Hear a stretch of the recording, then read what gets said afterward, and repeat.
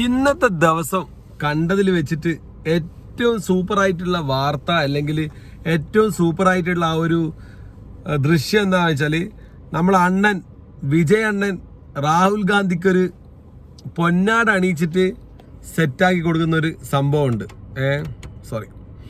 അപ്പോൾ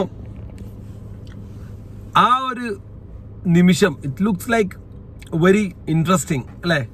നമ്മൾ രാഹുൽ ഗാന്ധിയെ നമ്മൾ മനസ്സിലാക്കിയിട്ടുള്ളത് ശരി ഞാൻ കണ്ടിട്ടുള്ളത് വെച്ചിട്ട് വളരെയധികം പൊട്ടൻഷ്യലുള്ള ഒരു മനുഷ്യനാണ്, ഒരു നേതാവാണ്. പക്ഷേ എന്തുകൊണ്ടോ BJPയുടെ തേരോട്ട സമയത്താണ് അദ്ദേഹം പ്രതിപക്ഷത്ത് എത്തിപ്പോയതെന്ന് മാത്രം. അല്ലെങ്കിൽ ശരിക്കും ഇന്ത്യ കണ്ട one of the best prime minister, അല്ലെങ്കിൽ ഇന്ത്യ കണ്ടതിൽ വെച്ച് ഏറ്റവും നല്ലൊരു പ്രൈം മിനിസ്റ്റർ ആയിട്ട് തന്നെ പെർഫോം ചെയ്യാൻ പറ്റുന്നൊരു മനുഷ്യനാണ് ഇദ്ദേഹം. പക്ഷേ കാലത്തിൻ്റെ കാവ്യനീതി എന്ന് പറയട്ടെ, അദ്ദേഹം ഓപ്പോസിഷനിൽ ഇരിക്കുമ്പോൾ അല്ലെങ്കിൽ അദ്ദേഹം ഇലക്ഷനെ നേരിടുമ്പോഴൊക്കെ കോൺഗ്രസിനെ ശക്തമാക്കാൻ വേണ്ടി അല്ലെങ്കിൽ കോൺഗ്രസിൻ്റെ കൂടെ നിന്നുകൊണ്ട് പ്രധാനമന്ത്രി സ്ഥാനത്തേക്ക് പോകാമെന്ന് അദ്ദേഹം ആഗ്രഹിക്കുന്ന സമയത്തൊക്കെ ഇവിടെ നടന്നിട്ടുള്ളത് BJP വിന്നിങ് ചെയ്യുന്നത് എങ്ങനെയാണെന്ന് വെച്ച് കഴിഞ്ഞാൽ പല ടാക്ടിക്സിലൂടെ. അതായത് അവർ ഒറ്റക്കൊരു കക്ഷിയായിട്ടല്ല വരുന്നത്, NDA എന്ന് പറഞ്ഞുകൊണ്ട് പല ഭാഗത്തു നിന്നും. അപ്പോൾ നമുക്ക് ഓരോ സംസ്ഥാനത്ത് പോയി നോക്കിക്കഴിഞ്ഞാൽ മനസ്സിലാവും, അവിടെയുള്ള ശക്തന്മാരായിട്ടുള്ള ആളെ ഇവരുടെ കൂട്ടുകയാണ്. ആ ഒരു കുതികാൽ വെട്ട് അല്ലെങ്കിൽ ഒരു എന്താ പറയുക, നമ്മളെ പക്ഷത്തേക്ക് അവരെ ബൈ ചെയ്യാന്നുള്ളൊരു ടാക്ടിക്സ് അല്ലെങ്കിൽ ആ ഒരു അൺഎത്തിക്കലായിട്ടുള്ള, ഞാൻ അങ്ങനെ തന്നെയാണ് ആ വാക്ക് ഉപയോഗിക്കുന്നത്, അൺഎത്തിക്കലായിട്ടുള്ള. പൊളിറ്റിക്സിലും ഒരു എത്തിക്സ് ഉണ്ടല്ലോ. അതായത് ഇപ്പോൾ ചെറിയൊരു എക്സാമ്പിൾ പറയുകയാണെങ്കിൽ ബംഗാൾ എടുക്കാൻ നോക്കും. ബംഗാളിൽ മമതയുടെ കൂടെ ഉണ്ടായിരുന്ന ഒരു എന്താ പറയുക സബോർഡിനേറ്റ് ആയിട്ട് ഉണ്ടായിരുന്ന ഒരാളാണ് നമ്മൾ ഈ പറഞ്ഞ പുള്ളിക്കാരൻ. അതെ, ഈ ചങ്ങായിൻ്റെ പേര് ശുഭേന്ദു അധികാരി ബംഗാളിൽ ഇപ്പോഴത്തെ മുഖ്യമന്ത്രിയായി തിരഞ്ഞെടുക്കുന്ന മഹാൻ. ഇദ്ദേഹം മമതൻ്റെ കൂടെ ഉള്ളപ്പോൾ BJP ഒരു സ്റ്റിംഗ് ഓപ്പറേഷൻ നടത്തിയിട്ട് ഇയാൾക്ക് 5 ലക്ഷം റുപ്യ കൈക്കൂലി കൊടുക്കുന്നൊരു വീഡിയോ ഉണ്ട്. ആ വീഡിയോ ഇപ്പോൾ സമൂഹ മാധ്യമങ്ങളിലെല്ലാം കറങ്ങി നടക്കുന്നുണ്ട്. അതായത് അയാൾ മമതയുടെ കൂടെ ഉള്ളപ്പോൾ BJPയുടെ ടീം ഒരു സ്റ്റിംഗ് ഓപ്പറേഷൻ നടത്തിയിട്ട് 5 ലക്ഷം കൊടുത്തിട്ട് അയാൾ 5 ലക്ഷം വാങ്ങിയിട്ട് പെട്ടിയിൽ വെക്കുന്നു. ഓക്കെ, അപ്പോൾ അയാൾ മോശക്കാരനാണെന്നോ അല്ലെങ്കിൽ മറ്റേ ആൾ നല്ലതെന്ന് പറയാനൊന്നല്ല. പൊളിറ്റിക്സിൽ എനിത്തിങ് ക്യാൻ ഹാപ്പൻ. പക്ഷേ ഈ ബ്രൈബറി കൈക്കൂലി കേസിൽ നേരിട്ട് വീഡിയോയിൽ പിടിക്കപ്പെട്ട ഈ ചങ്ങായി പിന്നീട് അങ്ങോട്ട് EDയുടെയും അതുപോലെ ഇൻകം ടാക്സിൻ്റെയും CBIയുടെ ഒക്കെ പല റെയ്ഡുകളും പല കേസുകളും നൂലാമാലകളും വന്നപ്പോൾ ഗതിയില്ലാതെ എവിടെ പോയി, BJPയിലേക്ക് പോയി.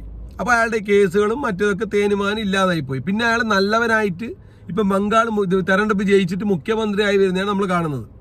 അപ്പോൾ അദ്ദേഹത്തിൻ്റെ ചരിത്രം ഒരിക്കലും നല്ലതാവുന്നില്ല. ഇന്ന് അയാൾ മുഖ്യമന്ത്രി ആയതുകൊണ്ടോ അല്ലെങ്കിൽ BJPയുടെ ആയതുകൊണ്ടോ അയാൾ അന്ന് വാങ്ങിയ കൈക്കൂലി ഇല്ലാതാവുന്നുണ്ടോ? അയാൾ അന്ന് 5 ലക്ഷം വാങ്ങി പെട്ടിയിൽ വെക്കുന്ന വീഡിയോ ഇപ്പോൾ യൂട്യൂബിൽ നിന്ന് ഡിലീറ്റ് ആക്കി. എന്നിരുന്നാലും അത് പല ആൾക്കാരുടെ കയ്യിലുമുണ്ട്, അത് എല്ലാവരും കണ്ടതുമാണ്.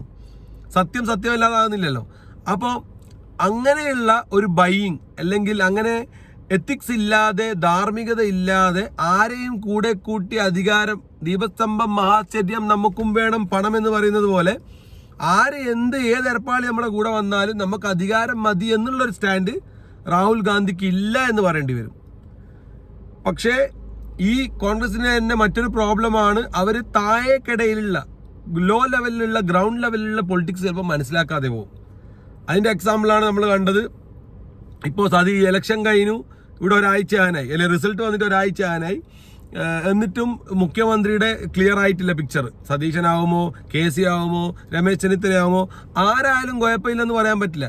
കാരണം ഇലക്ഷന് ജനങ്ങളുടെ പൊതുവികാരം എന്ന് പറഞ്ഞാൽ പട നയിച്ചവൻ തന്നെ മന്ത്രിസഭ നയിക്കട്ടെ എന്നുള്ളൊരു വ്യൂ ആണ് ഗ്രൗണ്ട് ലെവലിലുള്ളത്. ഇത് മനസ്സിലാക്കാൻ ഈ പറഞ്ഞ രാഹുൽ ഗാന്ധിക്ക് ചെറിയൊരു ബുദ്ധിമുട്ടുണ്ട്. കാരണം അങ്ങനെ മനസ്സിലാക്കിയിരുന്നെങ്കിൽ രാഹുൽ ഗാന്ധി ഒറ്റൊരു വാക്ക് പറഞ്ഞാൽ മതി.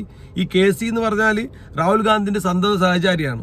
ഒറ്റൊരു വാക്ക് രാഹുൽ ഗാന്ധിക്ക് പറഞ്ഞാൽ മതി, മിസ്റ്റർ KC വെറുതെ ഒരു അങ്കലാപ്പ് ഉണ്ടാക്കണ്ട. പാർട്ടി ഉണ്ടാക്കിയ ഈ ഒരു നല്ലൊരു വിജയം, അതിൻ്റെ ഒരു സൗന്ദര്യം, അതിൻ്റെ ഒരു മധുരം നഷ്ടപ്പെടുത്താൻ നിങ്ങളിങ്ങനെ ഒരു കോമ്പറ്റീഷൻ വെക്കണ്ട. നിങ്ങൾക്ക് ഞാൻ വേറൊരു സ്ഥാനം തരാം, അല്ലെങ്കിൽ അടുത്തൊരു ടേമിൽ നമുക്ക് നോക്കാം, അല്ലെങ്കിൽ 2 വർഷം കഴിഞ്ഞിട്ട് നോക്കാമെന്ന് പറഞ്ഞിട്ട് കേസിനാടെ ഒരു ഒതുക്കിയിട്ട് പിന്നെ രമേശ് ചെന്നിത്തല വെറുതെ ക്ലെയിം ചെയ്യുന്നു. ഒരാവശ്യമില്ലാണ്ട് കുട്ടികൾ കരയുന്ന പോലെ എന്തെങ്കിലും കിട്ടുന്നെങ്കിൽ ആകുന്നെങ്കിൽ പോരട്ടെ. ചില കുട്ടികളല്ലേ കളിപ്പാട്ടം കണ്ട് അനക്കത് വേണം എന്നിട്ട് നിലത്ത് വീണൂരുന്ന് എന്നുള്ള കിട്ടിയാലെങ്കിൽ പോരട്ടെ എന്നുള്ള പോലെ ചോദിക്കുന്നതാണ്.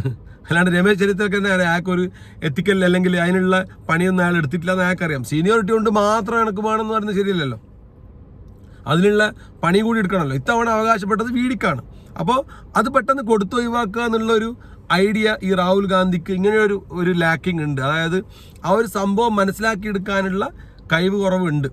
എന്നിരുന്നാലും ഇവരുടെ പൊളിറ്റിക്സിലെ ഏറ്റവും മനോഹാരിത എന്താണെന്ന് വെച്ചാൽ, കോൺഗ്രസിൻ്റെ ഏറ്റവും വലിയ അല്ലെങ്കിൽ രാഹുൽ ഗാന്ധിയുടെ ഒരു മനോഹാരിത എന്താണെന്ന് വെച്ചാൽ, വളരെ ശാന്തമായി വളരെ എത്തിക്കലായി ധാർമ്മികമായിട്ട് ആൾക്കാരെ കൂടെ കൂട്ടുന്നുള്ളൂ. അതിൻ്റെ ഏറ്റവും വലിയ എക്സാമ്പിളാണ് നമ്മളിപ്പം കണ്ടത്. ഈ വിജയിൻ്റെ TVK പാർട്ടിക്ക് ഇവർ പിന്തുണ കൊടുത്തത് പുറത്തുനിന്ന് പിന്തുണ കൊടുത്തതായാലും ശരി, പക്ഷെ വിജയിയെ സപ്പോർട്ട് ചെയ്യണം. അവിടെ 102 സീറ്റ് നേടിയ ഒറ്റകക്ഷിയായിട്ടുള്ള TVK തളർന്നു പോകാൻ പാടില്ല. അതിൻ്റെ ഇടയ്ക്ക് പല കളികളും ഇപ്പുറത്തുനിന്ന് NDA ബന്ധപ്പെട്ട് കളിച്ചിരുന്നു.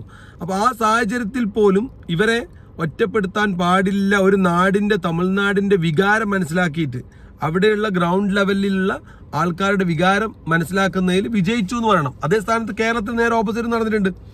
അപ്പോൾ എന്നിരുന്നാലും രാഹുൽ ഗാന്ധി നെക്സ്റ്റ് ടേമിൽ ഒരു CM ആയിട്ട് വരണം എന്നാണ് പ്രധാനമന്ത്രിയായിട്ട് ഇന്ത്യയുടെ എക്കാലത്തെയും one of the best prime minister ആയിട്ട് എന്ന് അറിയപ്പെടണം അദ്ദേഹം. കാരണം അതിനുള്ള ടാലൻ്റ് ഉണ്ട് അദ്ദേഹത്തിന്, അതിനുള്ള എഡ്യൂക്കേഷൻ ക്വാളിഫിക്കേഷൻ ഉണ്ട്, അതിനുള്ള എത്തിക്കൽ ബാക്ക്ഗ്രൗണ്ട് ഉണ്ട്, അതിനുള്ള എല്ലാ കാര്യങ്ങളും ഉണ്ട്.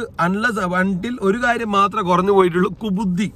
പൊളിറ്റിക്സിലുള്ള ചാണക്യ തന്ത്രം എന്നല്ല പറയുന്നത്, പൊളിറ്റിക്സിലുള്ള കാലുവാരൽ എന്ന് പറയാം. കാലുവാരൽ അല്ലെങ്കിൽ ഏത് ചെറ്റയായാലും എന്ത് തോന്നിവാസം കാണിച്ചവനായാലും അവരെ കൂടെ കൂട്ടി ഭരണം പിടിക്കുക എന്നുള്ളൊരു ടാക്ടിക്സ് കുറവുണ്ട് അദ്ദേഹത്തിന്. അതുകൊണ്ടാണ് അദ്ദേഹം ചില കാര്യങ്ങളിൽ പരാജയപ്പെട്ടു പോകുന്നതെന്ന് പറയേണ്ടി വരും. അപ്പോൾ നമ്മൾ ഇന്ന് വിജയിൻ്റെ ദിവസമാണ് ഇന്ന് വിജയ് ആഘോഷിച്ച ആഘോഷം. അപ്പോൾ വിജയ് അതൊരു 10 കൊല്ലം മുമ്പ് മാനിഫെസ്റ്റ് ചെയ്തിട്ടുണ്ടെന്നാണ് പറയുന്നത്. അതായത് അദ്ദേഹത്തിന് കുറച്ച് ദുരനുഭവങ്ങൾ, അത് ജയലളിത ഭരിക്കുന്ന സമയത്ത് പല രീതിയിലുള്ള ഒരു അവഗണനയും ടോർച്ചറിങ് ഒരു തരത്തിൽ. അദ്ദേഹത്തിൻ്റെ ഒരു സിനിമ റിലീസിൻ്റെ സമയത്ത് ബ്ലോക്ക് വരികയും, സെൻസർ ബോർഡ് എന്ന് പറഞ്ഞിട്ടാണ് ബ്ലോക്ക്, രാഷ്ട്രീയത്തിനെതിരായിട്ടുള്ള പ്രശ്നങ്ങൾ ഉണ്ടായുള്ളത് കൊണ്ട് ഒരു ബ്ലോക്ക് വന്നു. ആ ബ്ലോക്ക് വന്ന സമയത്ത് ജയലളിതയെ കാണാൻ വേണ്ടി അനുവാദം ചോദിച്ചുകൊണ്ട് വിജയ് ഒരാഴ്ചയോളം അവിടെ കോണ്ടാക്ട് ചെയ്യുന്നുണ്ട്. അപ്പോൾ അവിടെ ഇല്ല, ജയലളിത സ്ഥലത്തില്ല, കാണാൻ പറ്റില്ല, അങ്ങനെയാണ് ഇങ്ങനെയാണെന്നൊക്കെ പറഞ്ഞ് വിജയെ മടക്കി അയക്കുന്നു 2-3 തവണ. അങ്ങനെ മടങ്ങിപ്പോയ വിജയ് ഒരു ദിവസം ഇവർ റോഡിലേക്ക് ഇറങ്ങി വരുമ്പോൾ ഇവരെ PA ബന്ധപ്പെട്ടുകൊണ്ട് ജയലളിത റൂമിൽ നിന്ന് ഇറങ്ങി വണ്ടിയിൽ കയറുന്ന സമയത്ത് ഓൺ ദ വേ കാറിൻ്റെ അടുത്തൊന്നും സംസാരിക്കേണ്ടി വന്നിട്ടുണ്ട്. അത്രയും വിജയെ താഴ്ന്നിട്ടുണ്ട്, അവർ അവഗണിച്ചിട്ടുണ്ട്. അപ്പോൾ അവിടുന്ന് സംസാരിച്ചപ്പോൾ അവർ നോക്കാന്ന് പറഞ്ഞ് തട്ട് ചെയ്തത് ജയലളിത. അപ്പോൾ ആ ഒരു കേസ്, അതുപോലെ മറ്റ് 2-3 ഇപ്പോഴത്തുണ്ടായ 2-3 കേസുകളിൽ വിജയ്ക്കെതിരെ ഇൻകം ടാക്സിൻ്റെ റെയ്ഡ്, വിജയ്ക്കെതിരെ ഒരുപാട് അലിഗേഷൻസ് ഒക്കെ വന്നിട്ട് വിജയ് പല രീതിയിലും പല ഭാഗത്തുനിന്നും പൊളിറ്റീഷ്യൻസ് പ്രഷർ ചെയ്തിട്ട് വിജയെ ഇല്ലാതാക്കാൻ നോക്കിയിരുന്നു. ബിഫോർ കമ്മിങ് ടു പൊളിറ്റിക്സ് ആണ് ഈ കഥ എന്ന് കൂടി നിങ്ങൾ മനസ്സിലാക്കണം. അപ്പോൾ വിജയുടെ ഒരു മൈൻഡ് സെറ്റ് എന്താണെന്ന് വെച്ചാൽ, തന്നെ അവഗണിച്ചവരടുത്ത് അല്ലെങ്കിൽ തന്നെ ഒഴിവാക്കിയവരടുത്ത് ആ പൊളിറ്റിക്സിൽ തന്നെ ഏറ്റവും supreme post in the state, ഇപ്പോൾ തമിഴ്നാട് എന്ന് പറയുന്ന സ്റ്റേറ്റിൽ ഏറ്റവും സുപ്രീം ആയിട്ടുള്ള പോസ്റ്റ് ചീഫ് മിനിസ്റ്ററാണ്. ആ പോസ്റ്റിലേക്ക് തന്നെ വിജയ് തന്നെ മാനിഫെസ്റ്റ് ചെയ്ത് അവിടെ എത്തിയിരിക്കുന്നത് നമ്മൾ കണ്ടിട്ടുള്ളത്. അപ്പോൾ അതുപോലത്തെ ഒരു വിജയം രാഹുൽ ഗാന്ധിക്കും കിട്ടണമെന്ന് ആഗ്രഹിക്കുന്ന ഒരുപാട് ആൾക്കാർ ഉണ്ട്. അതിപ്പോൾ ഞാൻ വ്യക്തമായിട്ട് പറയുകയാണെങ്കിൽ, ഞാൻ ഒരു കോൺഗ്രസ്സുകാരൊന്നല്ല, ഒരു തരത്തിലും കോൺഗ്രസ് രാഷ്ട്രീയത്തെ അനുകൂലിക്കുന്ന ഒരാളൊന്നല്ല. പല കാര്യങ്ങളിലും അവരുടെ മൃദു സമീപനം കൊണ്ട് എതിരെ ചേരിയുള്ളവർ അവരെ തലയിൽ കയറിയിരിക്കുന്നതും, അല്ലെങ്കിൽ അവരുടെ തന്നെ ഇപ്പോൾ ഞാനൊരു കോൺഗ്രസ്സുകാരനാണെന്ന് കൂട്ടിക്കോ, എനിക്ക് കിട്ടേണ്ട അവകാശങ്ങൾക്ക് വേണ്ടി പോലും ചില സമയത്ത് കോൺഗ്രസ് സംസാരിക്കാൻ പറ്റില്ല. അങ്ങനെ ഒരു ലൈറ്റായിട്ടുള്ള സമീപനമുള്ള സ്ഥാപനമാണ് കോൺഗ്രസ്. അപ്പോൾ ആ കോൺഗ്രസിൻ്റെ തന്നെ ആൾക്കാരല്ലാതെ നോർമലായിട്ടുള്ള ഒരു പൊതുജനം എന്ന് പറയുന്ന നിഷ്പക്ഷമായി നിൽക്കുന്ന ആൾക്കാർ പോലും ആഗ്രഹിക്കുന്നുണ്ട് രാഹുൽ ഗാന്ധി ഇന്ത്യയുടെ പ്രധാനമന്ത്രിയായിക്കൊണ്ട്, വൻ ഭൂരിപക്ഷത്തോടു കൂടി പ്രധാനമന്ത്രിയായിക്കൊണ്ട് ഇരുന്ന് കാണണമെന്ന്. പക്ഷെ അതിനുള്ള എതിരായിട്ട് നിൽക്കുന്നത് എന്താണെന്ന് ചോദിച്ചു കഴിഞ്ഞാൽ, ഇത് തന്നെയാണ്. രാഹുൽ ഗാന്ധിയുടെ കയ്യിൽ ഇതിനുള്ള ടാക്ടിക്സ് ഇല്ല. അതായത് ഈ പറഞ്ഞ പോലെ ശുഭേന്ദു അധികാരി, അതുപോലെ നമ്മൾ കണ്ടതാണ് പഞ്ചാബിലുണ്ടായ മാറ്റം, അതുപോലെ ഗോവയിലുണ്ടായ മാറ്റം. അത് പല സ്ഥലങ്ങളിലും MLA-മാരെ ബൈ ചെയ്തിട്ട് വരെ NDA കൂട്ടുകക്ഷി സഖ്യകക്ഷി ഉണ്ടാക്കിയിട്ട് ഭരണം നേടിയിട്ടുണ്ട്. അപ്പോൾ ആ ഒരു ലെവലിൽ അല്ലെങ്കിൽ അതിൻ്റെ ഒപ്പരം എത്തുന്ന ലെവലിൽ അല്ലാതെ ഇപ്പോൾ വിജയ് സപ്പോർട്ട് ചെയ്തതുപോലെ മറ്റുള്ള കക്ഷികളുമായി ഒത്തുപോയിക്കൊണ്ടുള്ള ഒരു ടാക്ടിക്സ് ഉപയോഗിച്ചുകൊണ്ടുള്ള ഭരണം കൊണ്ടുവരണം രാഹുൽ ഗാന്ധി. എന്നാലേ രാഹുൽ ഗാന്ധിക്ക് ഈ പറഞ്ഞ പോലെ ഒരു പൊളിറ്റിക്കൽ ഫ്യൂച്ചർ കാണുന്നുള്ളൂ. അല്ലെങ്കിൽ ഈ പറഞ്ഞ പോലെ ഇനി അങ്ങോട്ടേക്കുള്ള വർഷങ്ങളിൽ ഇപ്പം തന്നെ നമുക്ക് കാണാം, ഈ വർഷങ്ങളിൽ തന്നെ NDA സർക്കാരിന് അല്ലെങ്കിൽ BJP-യെ നിശിതമായി വിമർശിക്കുന്ന 3ഓളം ആൾക്കാർ വീണിട്ടുണ്ട്. ഒന്ന് അതിൽ നമ്പർ 1 മമതയാണ്. മമതാ ബാനർജി ബംഗാളിൽ, അതുപോലെ തന്നെ ഇപ്പോൾ തമിഴ്നാട്ടിൽ സ്റ്റാലിനായാലും വളരെ എതിർത്തുകൊണ്ട് BJP-യെ വളരെ സ്ട്രോങ് ആയി എതിർത്തുകൊണ്ടുള്ള ഒരു രാഷ്ട്രീയം കൊണ്ട ആളാണ് സ്റ്റാലിൻ. എന്നാലും വിജയും BJP-ക്ക് അനുകൂലമൊന്നുമല്ല, അത് വേറെ വിഷയം. എന്നാലും നമ്മൾ ഡൗൺഫോൾ പറയുകയാണെങ്കിൽ പിണറായി വിജയൻ, കേരളത്തിലെ പിണറായി വിജയൻ എന്ന് പറഞ്ഞാൽ ഈ പറഞ്ഞ പോലെ BJP-ക്കെതിരെ അല്ലെങ്കിൽ കേന്ദ്ര സർക്കാരിൻ്റെ ദുർഭരണത്തിനെതിരെ പല പോളിസികൾക്കെതിരെയും അതുപോലെ തന്നെ പിന്നെ BJP-യുടെ പല നയങ്ങൾക്കെതിരെയും ശക്തമായി NRC-യുടെയും SIR-ൻ്റെ ഒക്കെ വിഷയത്തിൽ ഒരു തരത്തിലും കേരളം അനുവദിക്കില്ലെന്ന് ശക്തമായി എതിർത്തുകൊണ്ട്, അതുപോലെ പല ബിഗ് ജയൻ്റായിട്ടുള്ള പല കമ്പനികൾക്കെതിരെയും ഒക്കെ ശക്തമായി സംസാരിച്ചിട്ടുള്ള ആളാണ് ശ്രീ പിണറായി വിജയൻ. അപ്പോൾ അദ്ദേഹം വീണു, മമത വീണു, ഈ പറഞ്ഞ സ്റ്റാലിൻ വീണു. 3 ആൾ NDA-ക്കെതിരായിട്ടുള്ള അല്ലെങ്കിൽ BJP-ക്കെതിരായിട്ടുള്ള 3 ആൾക്കാർ വീണു. അപ്പോൾ ഇവിടെയൊക്കെ വന്നിട്ടുള്ളത് ഒന്ന് കേരളത്തിൽ വന്നിട്ടുള്ള കോൺഗ്രസ് BJP-യെ വലിയ സപ്പോർട്ട് ചെയ്യുന്നതിൽ മൃദു സമീപനമാണ്, നൈസാണ്. കോൺഗ്രസിൻ്റെ രീതി എന്ന് പറഞ്ഞാൽ ഓക്കെ രീതിയാണ്. അതുകൊണ്ടാണ് BJP ഇത്രയും വളരുന്നത്. ഞാൻ നേരത്തെ പറഞ്ഞ വിഷയവും ഈ വിഷയം ഉള്ളത് കൊണ്ടാണ് BJP ഇത്രയും നാഷണൽ ലെവലിൽ വളർന്നുകൊണ്ടിരിക്കുന്നത്. ഗ്രൗണ്ട് ലെവലിൽ ഇറങ്ങിയിട്ട് ഈ പറഞ്ഞ പോലെ കൈക്കൂലിക്കാരനായാലും പ്രശ്നമില്ല, ശുഭേന്ദു അധികാരിയെ പോലെ പൊളിറ്റിക്സിൽ സ്ട്രോങ് ആയിട്ടുള്ള ആൾക്കാരെ അടർത്തി മാറ്റിക്കൊണ്ട് അവരുടെ ഭാഗത്തേക്ക് എത്തിച്ചുകൊണ്ട് ഇലക്ഷൻ വിജയിക്കുന്ന ഒരു കഥയാണ് നമ്മൾ വർഷങ്ങളായി കണ്ടുകൊണ്ടിരിക്കുന്നത്. അപ്പോൾ ഇനിയെങ്കിലും അങ്ങോട്ടേക്ക് രാഹുൽ ഗാന്ധി ഇതുപോലുള്ള വിജയോടുണ്ടാക്കിയ സഖ്യം പോലെയുള്ള മറ്റ് സംസ്ഥാനങ്ങളിലും സഖ്യകക്ഷികളെ ഉണ്ടായിക്കൊണ്ട് സ്ട്രോങ് ആയി മുന്നോട്ട് വന്നുകൊണ്ട് ഇന്ത്യയുടെ എക്കാലത്തെയും one of the best prime minister ever എന്നുള്ള ഒരു രീതിയിലേക്ക് എത്തണമെന്ന് മാനിഫെസ്റ്റ് ചെയ്യുന്ന എല്ലാവർക്കും ശുഭപ്രതീക്ഷകൾ നൽകുന്ന ഒന്നാണ് ഇന്ന് നമ്മൾ കണ്ട വിജയുടെ സ്ഥാനാരോഹണ ചടങ്ങ്, അല്ലെങ്കിൽ മുഖ്യമന്ത്രിയായി സത്യപ്രതിജ്ഞ ചെയ്യുന്ന ആ ഒരു ചടങ്ങ്. So all the best for mister Rahul Gandhi.